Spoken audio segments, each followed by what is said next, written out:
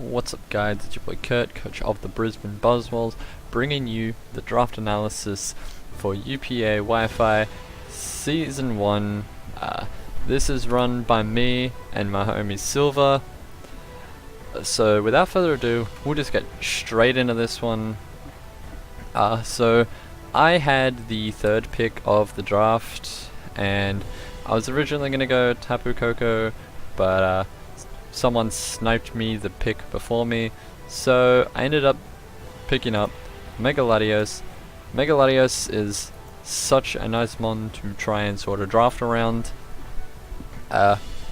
being that it has those base stats of 80 HP, 130 attack, 100 defense, 160 special attack, 120 speed F, and 110 speed, making it a really viable mon, both physically, especially. Whatever I really needed it to do, it can either set up with Calm Mind, Dragon Dance, it can Memento into things, it's got Ice Beam to hit the ground types, it's got Surf, it's got Thunderbolt, it can do a defensive Toxic Recover set. It can do just so many things. It's such a versatile mon. It can run Refresh. If I'm going to be running a Dragon Dance set and I don't want to get burned, I can Refresh. Gets Magic Coat. There's just a lot I can do with this. The speed tier is really nice, especially having access to Dragon Dance. So I could potentially run Dragon Dance special attacking just to get the speed boost, which would be really nice. So going through, I was thinking what I would grab to pair with this. I needed a steel type for my Dragon Fairy Steel Core, so I went with Skarmory. Great hazard stacking options. It's got both Spikes and Stealth Rocks. It can phase with Roar and Whirlwind. It also gets Defog. It's got Taunt, Toxic. It can phase. It can get status off. It's got Counter if I feel like there's a physical threat that I really needed to get rid of. Especially with that Sturdy, meaning I can guarantee get my rocks up against pretty much any mon, excluding Taunt mons. It's got Roost for longevity if I needed that. There's not much else about Skarmory other than the fact it has base 140 defense, which is really nice as a Phys Def mon. It's also got 70 speed F. It's not really an offensive mon. It does get Swords Dance and agility and stuff, but those, I don't really think I'd be using those just because it's a much better defensive hazard setter or phaser or just something like that. So next up, I decided that since I had the pseudo wheel, I needed an electric immunity. I needed a really fast offensive pivot. I needed a fast electric type, seeing as I lost Tapu Koko. So I went with Zeraora. This one was just, I couldn't pass this up with the base 112 attack, 102 special attack, and 143 speed. Meaning I can basically get away with a plus attack, plus special attack nature almost most weeks. And with Plasma Fists, stopping moves like, stopping things like Mega Glalie return and double edge because of the Ion Deluge into the Volt Absorb, giving me that electric immunity for Skarmory. These two pair really nicely. The only super effective move that hits is Fire on Skarmory, but then I have Latios to deal with that. So those three really make a nice defensive core for the typings of Ground, Electric, Fire, Ice, just all of that kind of thing.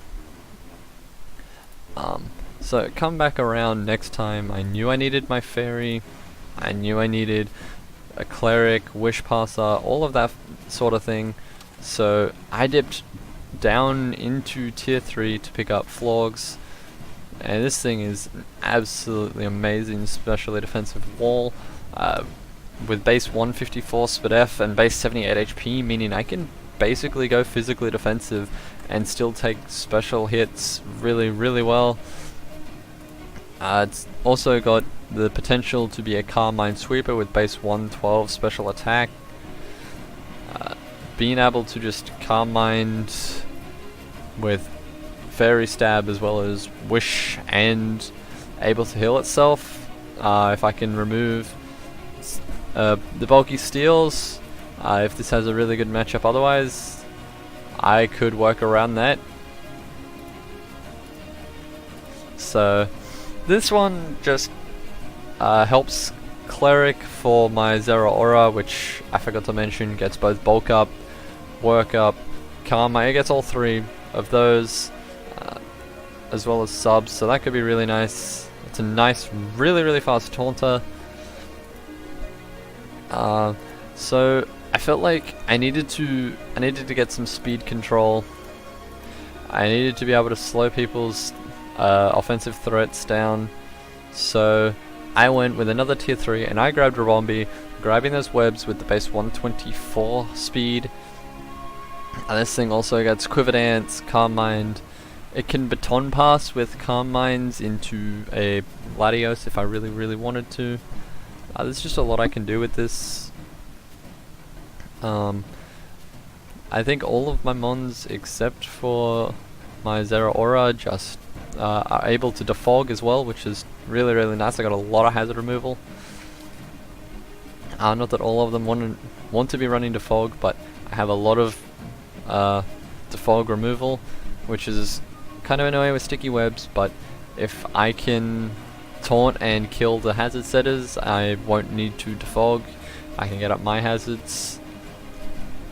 There's not much else I can say about Rabombi, just because there's not much about this other than the fact that it can quiver sticky webs. It can do screens, but it just doesn't have the overall bulk to be able to pull that off properly. So next up, I needed a dark type. I needed a secondary stealth Throx so that I wasn't relying on Skarmory. So I decided to pick up Crocodile. This gives me an Intimidator, it gives me Moxie if I wanted to go for a Scarf Sweeper set. It's a nice Pursuit Trapper for fat psychics, which at the moment my team really, really doesn't like to deal with. As I said, it gets Rocks as a secondary rocker alongside Skarmory. It can run a bulk up set with like Power Trip alongside Moxie, or it can knock off items, which is really, really nice. I can knock off Weakness Berries for Latios and Zera Aura late game. Gets a lot of dragon coverage. It can also phase with Dragon Tail, which is really nice. So next up, I felt like I needed more offensive pressure with setup. I needed more speed, so I picked up Scolipede, giving me speed boost. It gives me access to T-Spikes now, which is really nice. It gives me a Swords Dance Sweeper.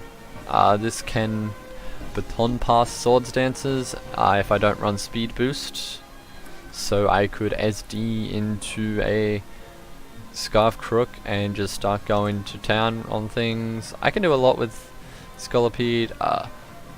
It can run just a 3 attacks Life Orb with T-Spikes. It can run a sub SD Stabs set. This is a Z move user as well as Zera Aura, so those two being able to fully appreciate the extensive move pool thanks to Z moves.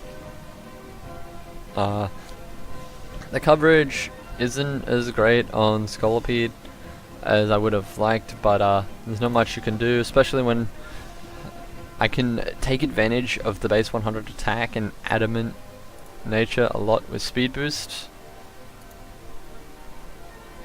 Next up we have, I needed I needed a bit more bulk. I felt like I was lacking, and I was relying very hard on Flogs and Skarmory, so I went ahead, I picked up Mudsdale.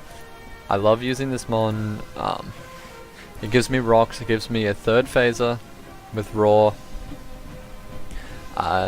Its ability Stamina, meaning that I can go majority Spadef, take a lot of hits. I can just sort of rest talk, or I could run rest with a Flogs with Heal Bell to just keep this thing healthy. Heavy Slam, it gets close combat as well, which is really nice. It has speed control in Rock Tomb. If I feel like I can't fit webs on the team and I need to control the speed. I could also run a counter set, which could be really interesting, being base 100 HP in defense. There's not much else I can talk about with Mudsdale other than it being just a really nice fat phaser with rocks and speed control potential. So I needed a spin blocker in case they didn't have Defog and I wanted to bring webs.